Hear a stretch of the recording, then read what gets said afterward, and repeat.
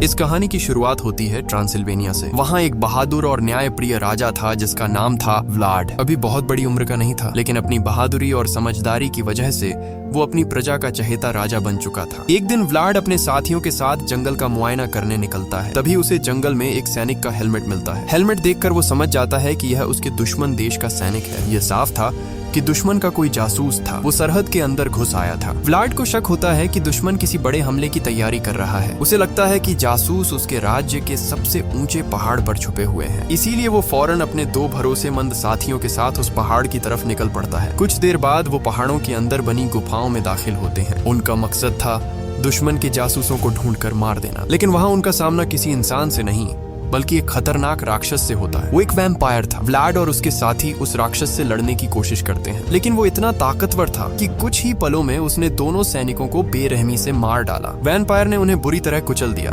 और वो उससे मुकाबला नहीं कर सके। व्लाड की मौत होने ही वाली थी, लेकिन उसकी किस्मत अच्छी थी। वो किसी तरह गुफा से बाहर निकलकर धूप में आ जाता है। क्योंकि वैम्पायर धूप में नहीं आ सकता था, इसलिए उसकी जान बच जाती है। डरा हुआ व्लाड फौरन अपने महल वापस लौटता है। जैसे ही वो वापस आता है, वो अपने राज्य के पुजारी से मिलता है और उस खतरनाक प्राणी के बारे में पूछता है। पुजारी उसे बताता है कि उस पहाड़ पर एक खून का प्यासा राक्षस है। वो कभी इंसान हुआ करता था, लेकिन बुरी शक्तियों के असर में आकर वैम्पायर बन गया। वो कई सालों से उस पहाड़ में कैद है और बाहर नहीं निकल सकता। पुजारी बताता है कि उस राक्षस को आजाद करने का सिर्फ एक तरीका है। उसे किसी ऐसे इंसान की जरूरत है जो उसकी बात माने। वो अपनी शक्तियां उस इंसान को देगा और उसे भी वैम्पायर बना देगा, तब वो आजाद हो जाएगा। लेकिन अब तक उसे ऐसा कोई इंसान नहीं मिला। ये सब सुनने के बाद व्लाड पुजारी को कहता है कि ये राज किसी और को मत बताना। अगर लोगों को इस राक्षस के बारे में पता चला तो पूरे राज्य में डर फैल जाएगा। कभी कभी कुछ सच्चाइयां छुपाए रखना ही बेहतर होता है। वक्त गुजरता है और एक दिन महल में दावत होती है। राजा व्लाड अपने परिवार और मंत्रियों के साथ खाना खा रहा था। उसी वक्त तुर्की के दुश्मन देश का एक सैनिक वहाँ आता है। उस वक्त तुर्की एक बहुत बड़ी और ताकतवर सल्तनत थी। वो हर साल आसपास के छोटे राज्यों से सोना, चांदी और नकद वसूल करते थे।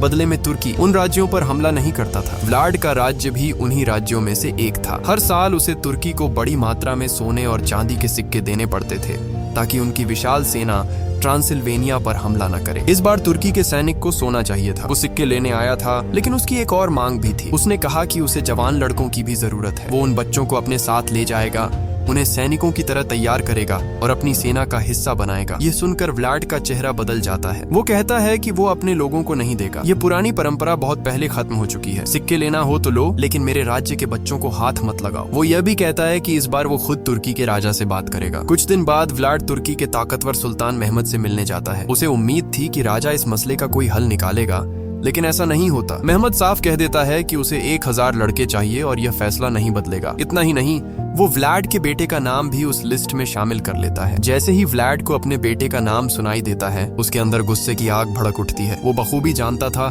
कि जो बच्चे तुर्की की सेना में भेजे जाते हैं वो कभी अपने परिवार के पास वापस नहीं आते। जब महमद के सैनिक उसके बेटे को ले जाने की कोशिश करते हैं तो व्लाड खुद पर काबू नहीं रख पाता। वो अपनी तलवार निकालता है और उन सैनिकों को एक एक करके मार देता है। पूरे महल में खून बिखर जाता है। कुछ देर बाद उसका एक दोस्त उसके पास आकर कहता है, तुमने बहुत बड़ी गलती कर दी।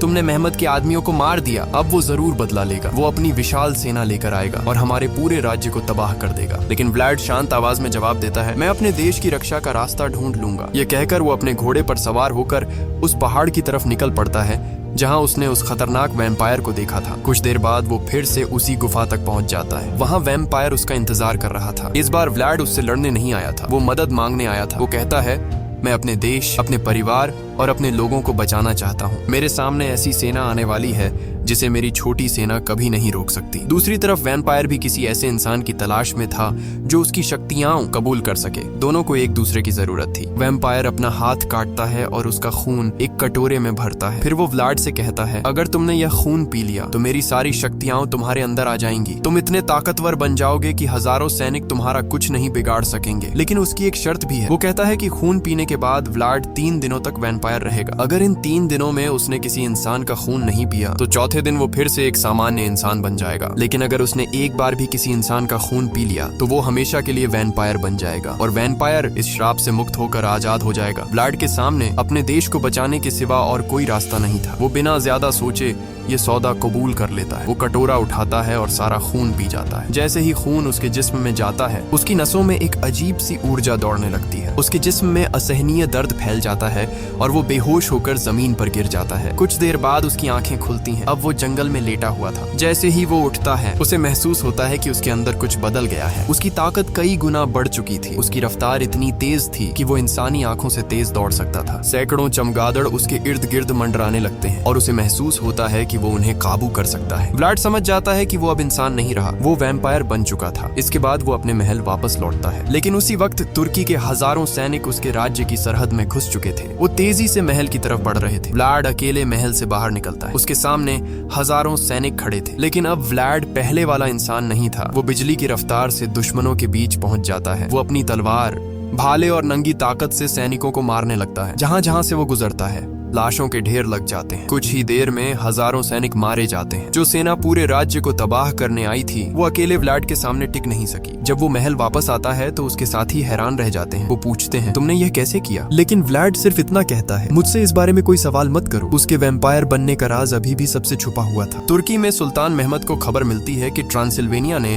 उसके हजारों सैनिकों को मार दिया, लेकिन यह सुनकर भी वो डरता नहीं। वो गुस्से में हुक्म देता है, 1 लाख से बड़ी सेना तैयार करो। अब हम पूरी ताकत से ट्रांसिल्वेनिया पर हमला करेंगे। इसके साथ जंग की एक भयानक तैयारी शुरू हो जाती है। तुर्की की बड़ी सेना जंग की तैयारी में जुट जाती है। दूसरी तरफ व्लाड भी समझ चुका था कि उसके राज्य पर सबसे बड़ा हमला अभी होना बाकी है। वो तुर्की के सैनिकों की सारी लाशें वहां जमा करता है जिन्हें उसने अकेले मारा था। फिर वो लाशें सरहद पर भेज दी जाती हैं ताकि महमद उन्हें देखकर डर जाए, लेकिन इसका उल्टा असर होता है। जब महमद अपने मरे हुए सैनिकों को देखता है तो उसका गुस्सा और बढ़ जाता है। वो फौरन अपनी पूरी सेना को ट्रांसिल्वेनिया की तरफ कूच करने का हुक्म देता है। इधर व्लाड की पत्नी उसका राज जान लेती है। वो उससे पूछती है कि उसे क्या हो गया है। तब व्लाड उसे सारी सच्चाई बता देता है। वो कहता है, मुझे बस 2 दिन और इंतजार करना है। अगर मैंने किसी इंसान का खून नहीं पिया तो मैं फिर से एक साधारण इंसान बन जाऊंगा। अपनी पत्नी और बाकी लोगों की सुरक्षा के लिए वो उन्हें महल से दूर एक गिरजाघर भेज देता है। वो कहता है, तुम सब वहाँ सुरक्षित रहोगे, मैं रात को तुमसे मिलने आऊंगा। दिन का वक्त होने की वजह से वो उनके साथ नहीं जाता, क्योंकि वैम्पायर सूरज की रोशनी में कमजोर पड़ जाते हैं। दूसरी तरफ उसकी पत्नी, बेटा और बाकी लोग गिरजाघर की तरफ जा रहे थे, लेकिन रास्ते में तुर्की के सैनिक उन पर हमला कर देते हैं। इस हमले में अचानक बहुत से लोग मारे जाते हैं। जैसे ही व्लाड को यह खबर मिलती है वो फौरन वहां पहुंच जाता है। कुछ ही पलों में वो दुश्मनों को एक एक करके मार देता है। जो सैनिक किसी तरह बच निकलते हैं वो तुर्की की सेना के पास जाकर बताते हैं कि व्लाड कोई साधारण इंसान नहीं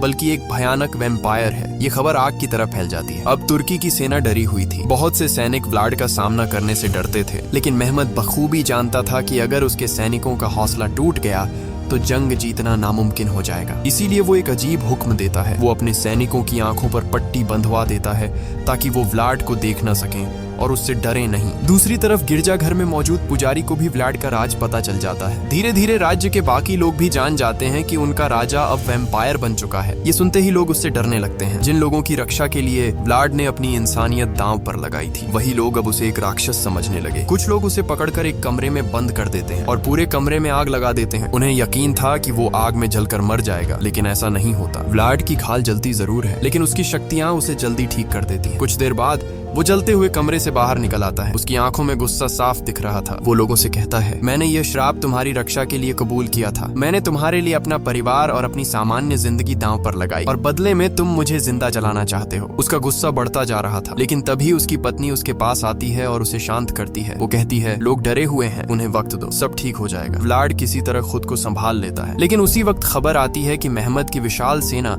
राज्य की सरहद पार कर चुकी है और अब तेजी से महल की तरफ बढ़ रही है। व्लाड जानता था कि उसकी छोटी सेना इतने बड़े हमले को नहीं रोक सकती। तभी उसे गिरजाघर में हजारों चमगादड़ दिखते हैं। वो अपनी शक्तियों का इस्तेमाल करके उन सभी चमगादड़ों को अपने काबू में कर लेता है। थोड़ी ही देर में आसमान काले बादलों और चमगादड़ों से भर जाता है। फिर वो उन चमगादड़ों को दुश्मन की सेना पर छोड़ देता है। हजारों चमगादड़ सैनिकों पर टूट पड़ते हैं। सेना में अफरा तफरी मच जाती है। बहुत से सैनिक वहीं मारे जाते हैं और इसी अफरा तफरी के बीच व्लाड खुद मैदान जंग में उतर जाता है। लेकिन उसी वक्त कुछ तुर्की सैनिक छुपे हुए महल में दाखिल हो जाते हैं। व्लाड की पत्नी और बेटा वहां मौजूद थे। सैनिक उन पर हमला कर देते हैं। व्लाड की पत्नी बुरी तरह जख्मी हो जाती है और महल की ऊंचाई से गिरने लगती है। व्लाड पूरी ताकत से उसकी तरफ दौड़ता है और गिरने से पहले उसे थाम लेता है, लेकिन उसकी पत्नी की हालत बहुत ज्यादा बिगड़ चुकी थी। वो समझ जाती है कि अब उसके बचने की कोई उम्मीद नहीं है। तब वो व्लाड से कुछ ऐसी बात कहती है जो उसकी जिंदगी हमेशा के लिए बदल देती है। वो कहती है, मेरा खून पी लो। अगर तुमने यह किया तो तुम्हारी शक्तियां हमेशा के लिए रहेंगी और तुम हमारे बेटे को बचा सकोगे। ये सुनकर व्लाड टूट जाता है, क्योंकि यह उसका तीसरा और आखिरी दिन था।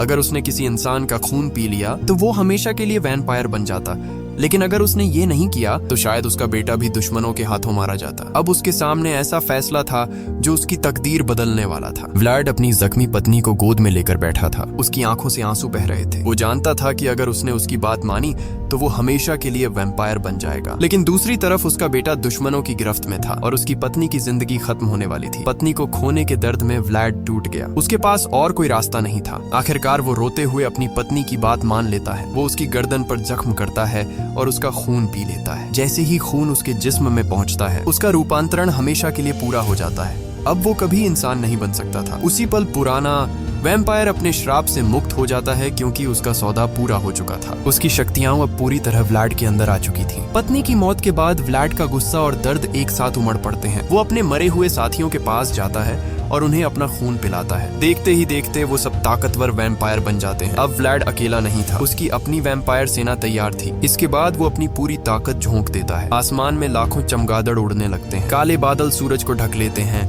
और दिन की रोशनी धीरे धीरे अंधेरी रात में बदल जाती है। ये माहौल वैम्पायरों के लिए एकदम सही था। व्लाड और उसके साथी दुश्मन की सेना पर टूट पड़ते हैं। मैदान ए जंग चीखों और तलवारों की आवाज से गूंज उठता है। हजारों सैनिक कुछ ही देर में मारे जाते हैं। इसी बीच व्लाड और मेहमद आमने सामने आ जाते हैं। मेहमद पहले से तैयार था। वो जानता था कि व्लाड एक वैम्पायर है, इसीलिए उसने अपने इर्द गिर्द बड़ी मात्रा में चांदी के सिक्के और चांदी से बनी चीजें रखी हुई थी। चांदी की मौजूदगी व्लाड की शक्ति को कमजोर कर देती है। इसके बावजूद जंग जारी रहती है।